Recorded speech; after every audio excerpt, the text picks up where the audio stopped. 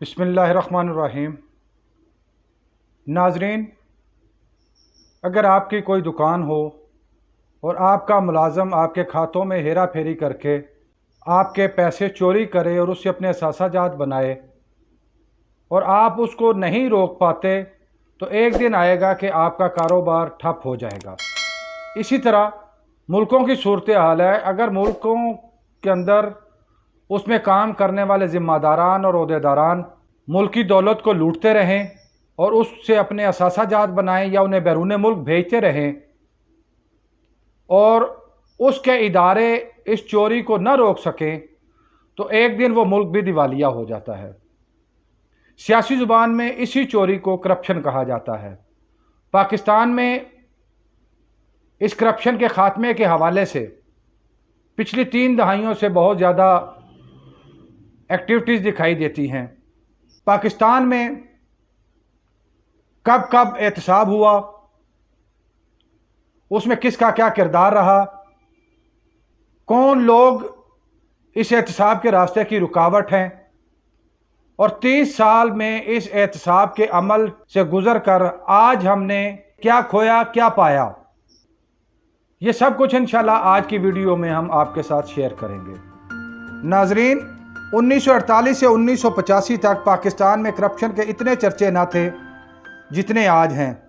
इसी वजह से वो दौर पाकिस्तान की तरक्की और वक़ार के एतबार से मिसाली दौर शुमार होता है।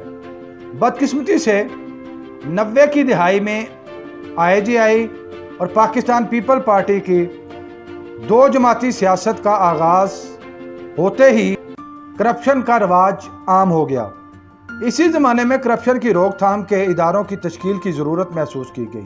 1996 में सदर फारूक अहमद ख़ान लगारी ने एहतसाब कमीशन बनाया, मगर 1997 में ही नवाज शरीफ ने इसको ख़त्म करके एहतसाब ब्यूरो कायम कर दिया, जिसका चेयरमैन सेनेटर सैफुर रहमान को बना दिया गया। अपोजिशन इस कमीशन को सैफुर रहमान कमीशन भी कहती है। 1999 को इसी एहतसाब ब्यूरो के तहत आसफ अली जरदारी को 14 साल कैद और सियासत से नाअहली की सज़ा सुनाई गई। बाद अज़ां जस्टिस अब्दुल कयूम और शहबाज शरीफ की गुफ्तगू की ऑडियो टेप लीक हो गई, जिसके बाद आसफ अली जरदारी की अपील पर सुप्रीम कोर्ट ने उनकी सज़ा को कालादम करार दे दिया।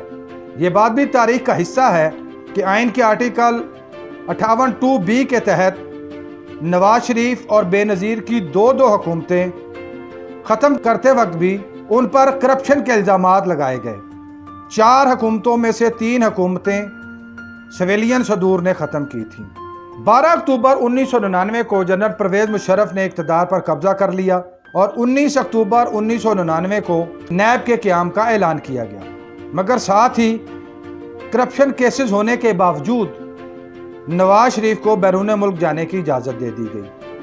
इसी तरह 14 मई 2006 को पाकिस्तान पीपल पार्टी और मुस्लिम लीग नून के माबैन मिसाक जमहूरियत हुआ, जिसका मकसद इदारों पर अपना तसल्लुत कायम करना और एक दूसरे के जुर्मों और करप्शन की पर्दापोशी करना था।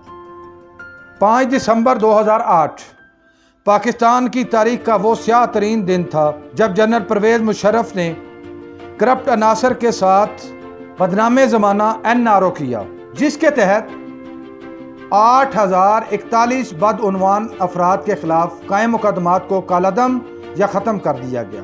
इनमें चोटी के 34 सियासतदान और उनके रिश्तेदार भी शामिल थे। NRO और मिसाक जमहूरियत ने करप्शन को एक नया अंदाज बख्शा और एहतसाब का अमल भी रोक दिया गया। गुज़िश्ता 4 साल से एक बार फिर एहतसाब के समुंदर में तूफ़ान बपा है। नैब फिर मुतहर्रिक है, केसेस बन रहे हैं, गिरफ्तारियां हो रही हैं, पेशियां और जमानतें भी चल रही हैं। कौम को एक बार फिर नई उम्मीद दिलाई गई है। नाज़रीन इकराम, 2019-20 के एदाद-ओ-शुमार के मुताबिक पाकिस्तान में माहाना 12 अरब रुपए की करप्शन होती है। इस तरह 4380 अरब रुपए सालाना करप्शन पाकिस्तान का रिकॉर्ड है।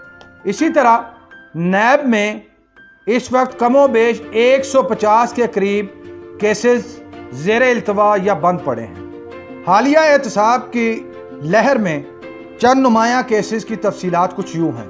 میاں محمد نواز شریف، ان کے خلاف FIA غیر قانونی بھرتیوں کا کیس، پاناما کیس، رائے ونڈ میں زمین کی غیر قانونی الاٹمنٹ کا case, money laundering case, even field flats کا کیس، یہ اس وقت تحقیقات کے مختلف مراحل میں داخل ہو چکے ہیں۔ کچھ کے ریفرنسز بھی عدالت میں جمع کروائے جا چکے ہیں۔ ان میں پاناما کیس، العزیزیہ اسٹیل اور فلیگ شپ انویسٹمنٹ کیسز کے اوپر سزائیں بھی ہو چکی ہیں، لیکن اس کے باوجود آپ جانتے ہیں کہ اس وقت نواز شریف پاکستان سے باہر انگلینڈ میں مقیم ہیں۔ اس کے بعد آصف علی زرداری، ان پر جعلی اکاؤنٹس کیس، توشہ خانہ case, money laundering case, park land property, گنے کی کاشت اور شوگر ملوں کو فائدہ پہنچانے کا کیس، سندھ میں غیر قانونی ٹھیکے اور دیگر کیسز شامل ہیں، جن کی طویل عرصے سے انکوائریاں چل رہی ہیں اور یہ کیسز بھی مختلف مراحل میں داخل ہو چکے ہیں۔ اسحاق ڈار، غیر ملکی اثاثہ جات کیس اور ان کے خلاف 130 ملین روپے کی کرپشن کے کیسز نیب کی مختلف عدالتوں میں چل رہے ہیں۔ ان کو اشتہاری قرار دینے کا عمل بھی جاری ہے۔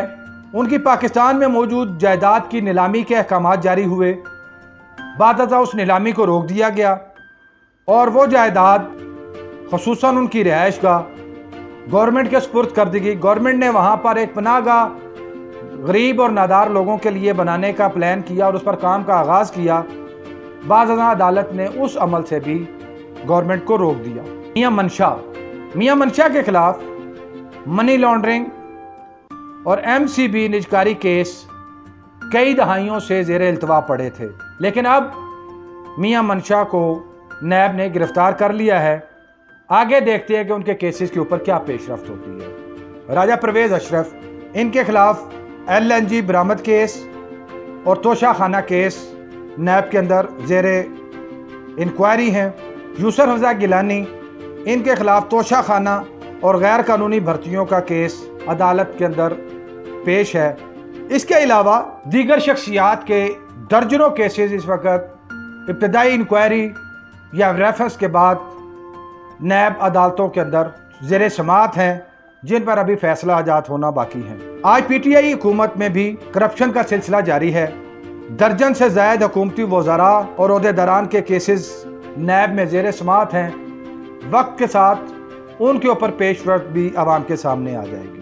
مزید یہ کہ نیب کے قوانین میں ایسی ترامیم کی جا رہی ہیں جس سے ملکی دولت لوٹنے والوں کو اپنے کیسز لڑنے میں مزید آسانی ہوگی اور ان کا ان کیسز سے بچ نکلنا زیادہ ممکن ہو جائے گا۔ اور پھر مزید یہ کہ پلی بارگین کا ایک ایسا قانون جو کرپشن کی حوصلہ افزائی کرتا ہے، یعنی آپ 1 ارب روپے کی کرپشن کریں، نیب آپ کو گرفتار کرے، آپ ان کے ساتھ پلی بارگین کریں، 1 ارب میں سے چند کروڑ روپے آپ نیب کو دیں اور باقی آپ کی ساری چوری حلال۔ یہ صرف سہولت بڑے چوروں کو حاصل ہے، چھوٹے چوروں کو یہ سہولت حاصل نہیں ہے۔ غریب کوئی سائیکل چور اس سہولت سے استفادہ نہیں کر سکتا۔ ناظرین کرام، ملک کو لوٹنے والے کسی بڑے مجرم کو آج تک عبرت کا نشان نہیں بنایا جا سکا۔ نیب ہو، احتساب بیورو ہو، احتساب کمیشن ہو، کسی بھی نام سے پاکستان کے اندر شفاف، بے رحم اور مساویانہ احتساب نہیں ہو سکا، اور یقیناً یہ اسی وقت ممکن ہے جب یہ کرپٹ عناصر اتنے طاقتور ہوں کہ ان کو ادارے کیفر کردار تک نہ پہنچا سکیں، یا پھر کچھ ایسی طاقتیں ہیں جو پاکستان کے اندر بے رحم احتساب کو ہوتے دیکھنا ہی نہیں چاہتی۔ جس ملک میں طاقتور قانون کے ہاتھوں سے بچ کر نکل جائے اور بھوک کے ہاتھوں مجبور شخص کو روٹی چوری کرنے پر سزا ہو جائے تو نظام پر سوالیہ نشان تو اٹھتے ہیں۔ گزشتہ 30 سالوں میں جاری اس احتساب اور کرپشن کے چوہے بلی کے کھیل میں نہ کسی مجرم کو سزا ہوئی اور نہ ہی کوئی خاطر خواہ ریکوری ہو سکی، بلکہ ان کی حفاظت، ان کے قانونی اخراجات، ان کی رہائش اور نیب کی تحویل میں ان پر اٹھنے والے اخراجات کا اگر حساب لگایا جائے تو وہ بھی کروڑوں روپے میں بنتا ہے۔ ناظرین کرام، हज़रत उमर फ़ारूक वक्त के खलीफा, उनसे भरे मजमे में लिबास की दूसरी चादर का सवाल हो सकता है, वो उस सवाल का जवाब दे सकते हैं, तो हमारे हुक्मरान क्यों नहीं? नबी करीम सल्लल्लाहु अलैहि वसल्लम के पास एक चोर खातून मुजरमा का अपील का केस आया, तो आप सल्लल्लाहु अलैहि वसल्लम ने जवाब में फरमाया कि अगर मेरी बेटी फातिमा भी ये अमल करेगी तो उसको भी वही सज़ा दी जाएगी जो इस औरत को दी गई। नबी रहमत एक मुसावात के एहतसाब की हिदायत फरमा रहे हैं और रहनुमाई फरमा रहे हैं। अल्लाह करे रियासत मदीना बनाने वालों को सरदार मदीना के फरमोदात भी याद रहें। अल्लाह इस मुल्क और कौम के लिए बेहतरी फरमाए, आमीन।